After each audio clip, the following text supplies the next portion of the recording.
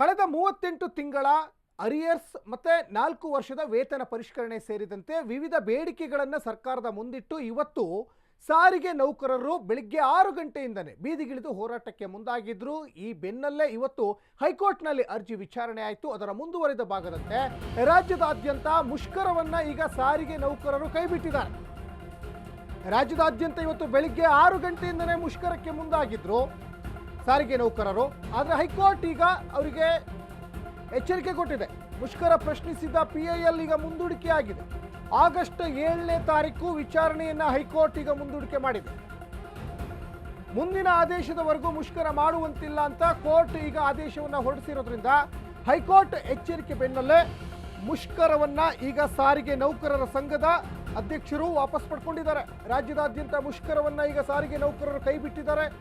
High court ಈಗ ಎಚ್ಚರಿಕೆ ಕೊಡ್ತು. ಸಾರ್ವಜನಿಕರಿಗೆ ತೊಂದರೆ ಕೊಡೋದು ಸರಿಯಾದ ಕ್ರಮ ಅಲ್ಲ ಅಂತ ಈಗ ಹೈಕೋರ್ಟ್ ಕ್ರಿಯಾ ಸಮಿತಿ ಅಧ್ಯಕ್ಷರ ಪರವಾಗಿರುವ ವಕೀಲರಿಗೆ ಈಗ ಚಾಟಿ ಬೀಸಿದೆ ಅನ್ನೋದು ಕೂಡ ಗೊತ್ತಾಗ್ತಾ ಇದೆ. ಯಾಕಂದರೆ ಮುಷ್ಕರ ಮಾಡ್ತೀವಿ ಅಂತ ಕಳೆದ 30 ದಿನಗಳಿಂದಲೂ ಸರ್ಕಾರಕ್ಕೆ ಎಚ್ಚರಿಕೆ ಕೊಟ್ಕೊಂಡು ಬರ್ತಾ ಇದ್ರು. ನಿನ್ನೆನೂ ಕೂಡ ಒಂದು ಕಾಲಾವಕಾಶ ಇತ್ತು. ಆದರೆ ಅವ್ರನ್ನೆಲ್ಲ ಕರೆದುಬಿಟ್ಟು ನಿಮ್ಮ ಏನು ಬೇಡಿಕೆಗಳಿದ್ದಾವೆ, ಎರಡೇ ಬೇಡಿಕೆ ಅವ್ರದ್ದು ಮೇಜರ್ ಬೇಡಿಕೆಗಳಿದ್ದಿದ್ದು ಎರಡೇ.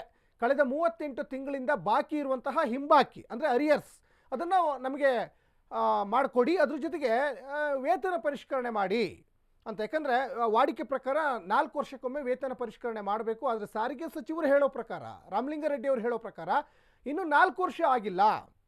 4 ವರ್ಷಕ್ಕೊಮ್ಮೆ ವೇತನ ಪರಿಷ್ಕರಣೆ ಮಾಡಬೇಕು, ಆದರೆ ಇನ್ನೂ 4 ವರ್ಷ ಆಗಿಲ್ಲ. ಈಗಲೇ ಸಾರಿಗೆ ನೌಕರರು ಡಿಮ್ಯಾಂಡ್ ಇಡ್ತಾ ಇದ್ದಾರೆ. ಆಮೇಲೆ 38 ತಿಂಗಳ ಒಂದು ಅರಿಯರ್ಸನ್ನು ಕೊಡೋಕ್ಕಾಗಲ್ಲ, ಒಂದು 14 ತಿಂಗಳ ಅರಿಯರ್ಸನ್ನು ಕೊಡ್ತೀವಿ.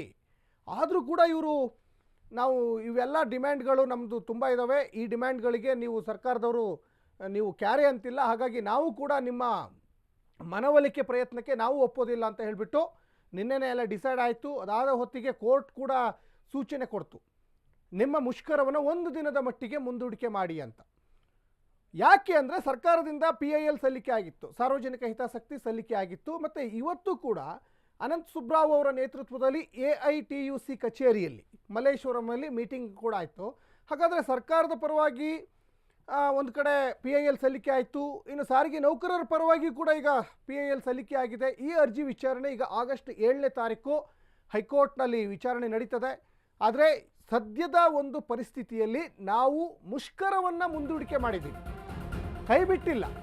ಮುಂದಿನ 2 ದಿನಗಳ ಕಾಲ ಮುಷ್ಕರಕ್ಕೆ ಹೈಕೋರ್ಟ್ ಬ್ರೇಕ್ ಹಾಕಿದೆ. 2 ದಿನಗಳ ಮಟ್ಟಿಗೆ ಸಂಧಾನದ ಮಾತುಕತೆ ಏನಾಗಿದೆ ಅಂತ ಹೈಕೋರ್ಟ್ ಈಗ ಪ್ರಶ್ನೆ ಮಾಡಿದೆ ಸರ್ಕಾರಕ್ಕೆ. ಸರ್ಕಾರದೊಂದಿಗೆ ಚರ್ಚಿಸಿ ನಿಮ್ಮ ಸಮಸ್ಯೆಯನ್ನು ಬಗೆಹರಿಸಿಕೊಳ್ಳಿ, ಜನಸಾಮಾನ್ಯರನ್ನು ಒತ್ತಿಯಾಗಿರಿಸೋದು ಸಹಿಸೋದಿಲ್ಲ. ಇವತ್ತು ಸಾಕಷ್ಟು ಜನ ಪ್ರಯಾಣಿಕರಿಗೆ ಸಮಸ್ಯೆ ಆಯಿತು. ಮುಂದಿನ ಆದೇಶದವರೆಗೂ ಸಾರಿಗೆ ಮುಷ್ಕರವನ್ನು ಮಾಡುವಂತಿಲ್ಲ ಅಂತ ಕೋರ್ಟ್ ಈಗ ಕಟ್ಟಾಜ್ಞೆ ಹೊರಡಿಸಿದೆ. ಮುಷ್ಕರ ಮುಂದುವರೆದ್ರೆ ಎಸ್ ಮಾಡಿ ಸರ್ಕಾರದಿಂದ ಕ್ರಮ.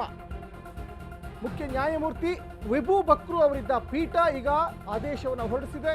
4 ಸಾರಿಗೆ ನಿಗಮಗಳ ನೌಕರರ ಸಂಘಕ್ಕೆ ಹೈಕೋರ್ಟ್ ಈಗ ಎಚ್ಚರಿಕೆ ಸಂದೇಶವನ್ನು ರವಾನೆ ಮಾಡಿದೆ. ಮುಷ್ಕರಕ್ಕೆ ನೀಡಿದ ತಡೆಯಾಜ್ಞೆ 2 ದಿನಗಳ ಕಾಲ ಈಗ ಮುಂದೂಡಿಕೆ ಮಾಡಲಾಗಿದೆ. ಹಾಗಾಗಿ ಈಗ ಅನಂತ್ ಸುಬ್ರಾವ್ ಅವರು ಈಗ ಕ್ಲಾರಿಫಿಕೇಶನ್ ಕೊಟ್ಬಿಟ್ಟಿದ್ದಾರೆ. ಪ್ರೆಸ್ ಮೀಟ್ ಕೂಡ ಮಾಡಿದರು. ತತ್ಕ್ಷಣಕ್ಕೆ ಎಲ್ಲೆಲ್ಲಿದ್ದೀರಾ ಅಲ್ಲಿಂದನೇ ನೀವು ಡ್ಯೂಟಿಗೆ ಜಾಯಿನ್ ಆಗಿ ಅಂತ ಸಾರಿಗೆ ನೌಕರರಿಗೆ ಒಂದು ಸಂದೇಶ ರವಾನೆ ಮಾಡಿದ್ದಾರೆ. ಹಾಗಾಗಿ ಎಸ್ಮಾ ಕಾಯ್ದೆ ಜಾರಿಯಾಗುವ ಮಾತೇ ಇಲ್ಲ ಇಲ್ಲಿ. ಎಸ್ಮಾ ಕಾಯ್ದೆ ಜಾರಿ ಯಾವಾಗ ಆಗುತ್ತೆ ಅಂದರೆ ಸಾರಿಗೆ ನೌಕರರು ಕೋರ್ಟ್ ಎಚ್ಚರಿಕೆ ಕೊಟ್ಟರೂ ಕೂಡ ನಮ್ಮ ಹೋರಾಟವನ್ನು ಮಾಡ್ತೀವಿ, ಸರ್ಕಾರ ಸೂಚನೆ ಕೊಟ್ಟರೂ ಕೂಡ ನಮ್ಮ ಹೋರಾಟವನ್ನು ಮಾಡ್ತೀವಿ ಅಂದಾಗ ಎಸ್ಮಾ ಕಾಯ್ದೆ ಜಾರಿಯಾಗುತ್ತೆ. ಈಗ ಎಸ್ಮಾ ಕಾಯ್ದೆ ಜಾರಿಯಾಗುವ ಮಾತೇ ಇಲ್ಲ. ಯಾಕಂದರೆ ಜಂಟಿ ಕ್ರಿಯಾ ಸಮಿತಿ ಅಧ್ಯಕ್ಷರು ಈಗ ಕ್ಲಾರಿಫಿಕೇಶನ್ ಕೊಟ್ಟಿದ್ದಾರೆ.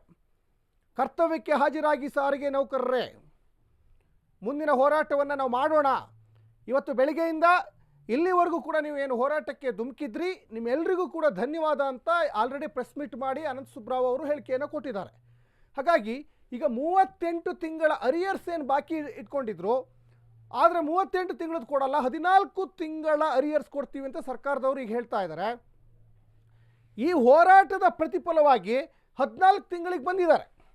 ನಾವು ಈ ಮುಂದಿನ ದಿನಗಳಲ್ಲಿ ಮತ್ತೆ ಹೋರಾಟ ಮಾಡಿದರೆ ಇನ್ನೂ ಜಾಸ್ತಿ ಅರಿಯರ್ಸ್ ಕೊಡ್ತಾರೆ ನಮಗೆ ಅನ್ನುವಂಥ ನಂಬಿಕೆ ಇದೆ ಅಂತ ಸಾರಿಗೆ ಮುಖಂಡರು ಒಂದಿಷ್ಟು ಸ್ಪಷ್ಟನೆಯನ್ನು ಕೂಡ ಕೊಡ್ತಾ ಇದ್ದಾರೆ. ಹಾಗಾಗಿ ಈ ಶಕ್ತಿ ಯೋಜನೆ ಬಂತು. ಶಕ್ತಿ ಯೋಜನೆಯಿಂದ ಸಾಕಷ್ಟು ಇವಾಗ ಬಸ್ಸಲ್ಲಿ ಪ್ರಯಾಣಿಕರ ಸಂಖ್ಯೆ ಕೂಡ ಜಾಸ್ತಿ ಆಗ್ತಾ ಹೋಯಿತು. ಅದರಿಂದ ಸಾಕಷ್ಟು ನಾವು ಜೀವ ಪಣಕ್ಕಿಟ್ಟು ನಾವು ಕೆಲಸ ಮಾಡಿದ್ದೀವಿ. ಅದೆಷ್ಟೋ ಕಂಡಕ್ಟರ್ಗಳಿಗೆ, ಡ್ರೈವರ್ಗಳಿಗೆ ಹಿಂಸೆ ಆಗಿದೆ. ಆಮೇಲೆ ಈ ಸರ್ಕಾರಿ ನೌಕರರು ಹೆಂಗೆ ಕೆಲಸ ಮಾಡ್ತಾರಲ್ಲ ಅದಕ್ಕಿಂತನೂ ದುಪ್ಪಟ್ಟಾಗಿ ನಾವು ಸಾರಿಗೆ ನೌಕರರು ಕೆಲಸ ಮಾಡಿದ್ದೀವಿ. ನಮಗೂ ಕೂಡ ಸಾಕಷ್ಟು ಸಮಸ್ಯೆಗಳಿರ್ತವೆ. ನಮ್ಮ ಕಷ್ಟಗಳನ್ನು ಯಾಕೆ ನೀವು ಕೇಳ್ತಾ ಇಲ್ಲ ಅಂತ ಸರ್ಕಾರಕ್ಕೆ ಸಾಕಷ್ಟು ಮನವಿ ಮಾಡಿದ್ದಾರೆ.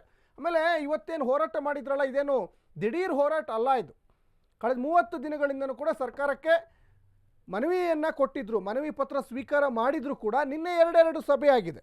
ಸಿದ್ದರಾಮಯ್ಯನವರ ನೇತೃತ್ವದಲ್ಲೇ 2 ಸಭೆ ಆಗಿದೆ. ಜಂಟಿ ಕ್ರಿಯಾ ಸಮಿತಿ ಅಧ್ಯಕ್ಷರೇನಿದ್ದಾರಲ್ಲ, ಜಂಟಿ ಕ್ರಿಯಾ ಸಮಿತಿ ಅಧ್ಯಕ್ಷ ಅನಂತ ಸುಬ್ರಾವ್ ಇರ್ಬೋದು, ಸಾರಿಗೆ ಸಚಿವ ರಾಮಲಿಂಗಾರೆಡ್ಡಿ, ಸಾರಿಗೆ ಆಯುಕ್ತರು, 4 ಸಾರಿಗೆ ನಿಗಮಗಳ MD, ಹೀಗೆ ಎಲ್ಲ ಲೀಡರ್ಗಳ ಜೊತೆನೂ ಕೂಡ ಸಭೆ ಆಯಿತು. ಆದರೆ 2 ಸಭೆನೂ ವಿಫಲವಾಯಿತು.